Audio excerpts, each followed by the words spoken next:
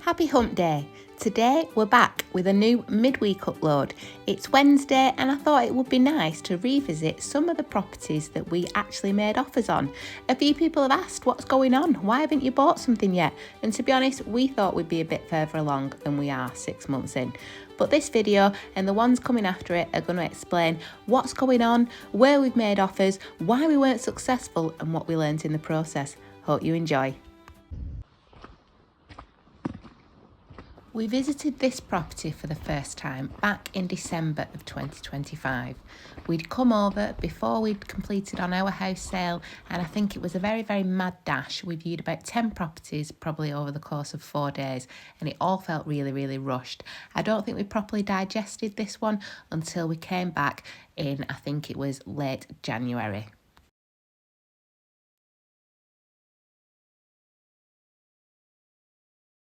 It was a detached stone cottage, as you can see there, and walking onto the yard there were numerous other outbuildings which we actually found quite appealing.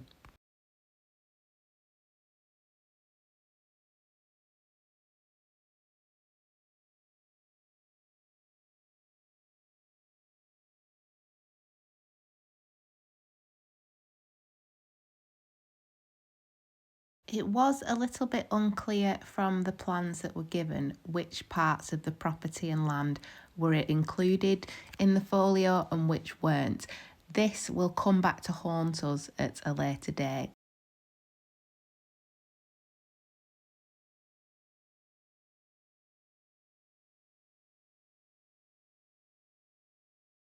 The things that really appealed to us here were that it was connected to the electricity, it had a septic tank, and it was on its own private well water.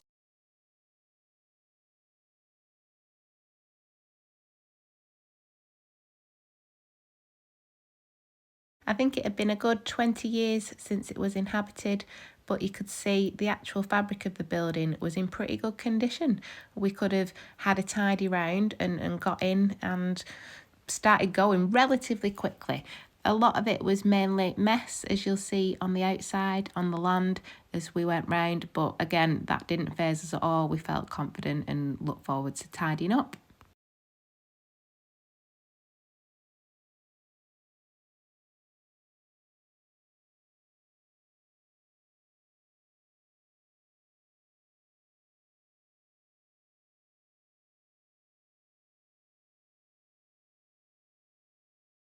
It was down, not a private drive, but a road off quite a decent main road. And as it said at the beginning, this was in Longford.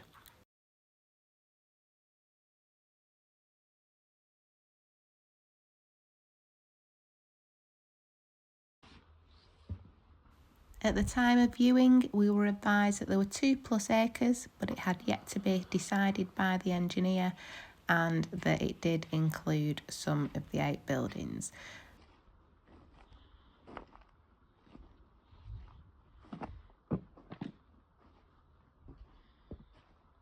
This was one of them. It was really cute. Some really nice usable space we felt for storage, or potentially to put into little places for friends to stay with a bit of TLC. Very rustic, obviously, but yeah, we quite liked it.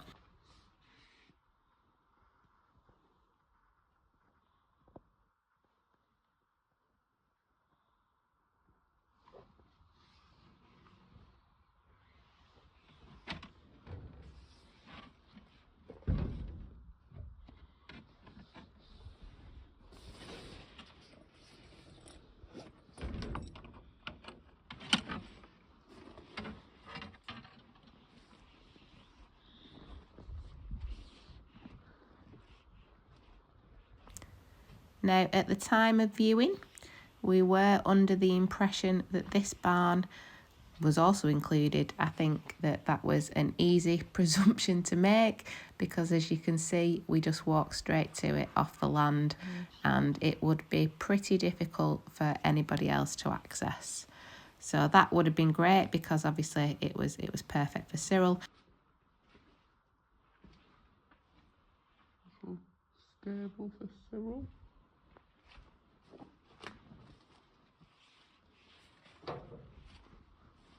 And in the 2 acres, we were questioning, unsure whether this field to the side was included.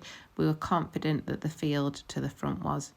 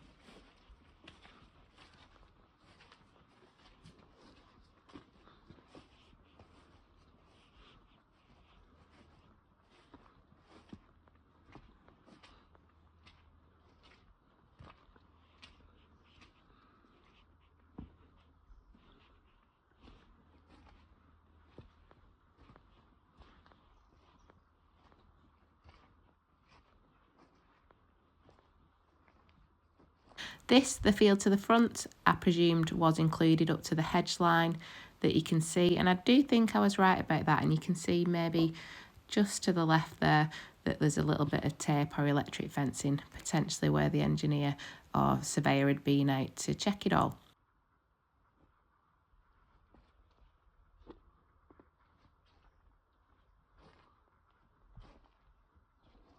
It was on a bit of a slope, but actually it was hard standing underneath.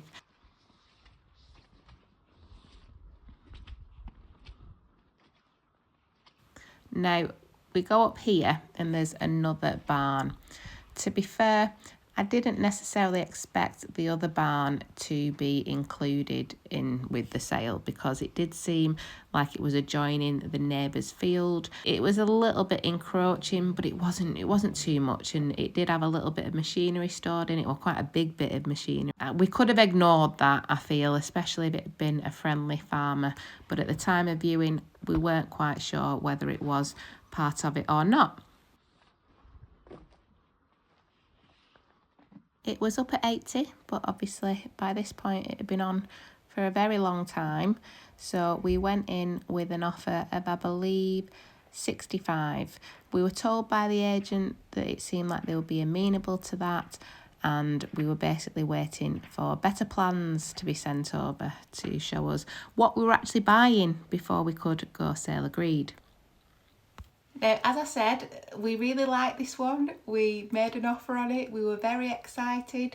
The only thing that was stopping us negotiating and haggling the offer a little bit more was because we had yet to see a proper boundary plan. So we went on Land.ie and obviously searched the folio, and this is what it showed.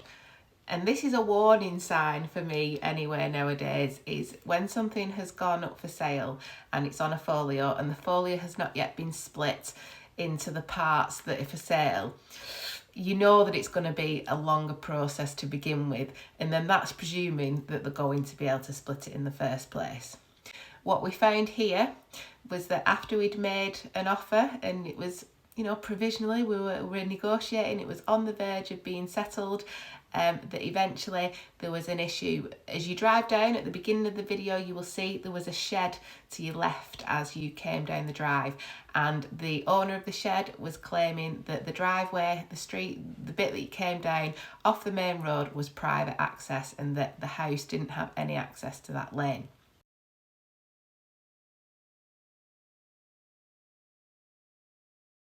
Now, at the time, we carried on negotiations because the seller was arguing it with her solicitors, and we were quietly confident that there was no way that they would say the access road was just to the shed. It will have been to the house, and the shed was newer built than the house anyway, so we were confident that it would have come back in our favour, so we stayed with that offer. Now, at the same time, I think the fuel crisis was coming up in Ireland. It was getting really expensive for Airbnbs because of the half-term holidays, and we needed to go back to the UK anyway, so we did. And this is when we spent, I think it was 12 weeks in a caravan in the lovely Boston, in Lincolnshire, whilst we were waiting for all this to get sorted with the solicitors. So we were very disappointed to eventually learn that they decided that they could not get access to the property and that they were going to withdraw it from sale. Obviously, this was a massive learning lesson for us because we had sort of put all our eggs in one basket and wasted effectively 3 months whilst we were waiting for that to come to some sort of conclusion. So it was very disappointing. But at the end of it, we found out what the folio was and what the outline was. And it wouldn't have worked for us anyway. The big barn, not the one with the machinery and the one that we saw just before in the video, unfortunately it turned out that was going to be retained as well. So imagine it overlooked the whole of the property, the cottage and the other smaller buildings.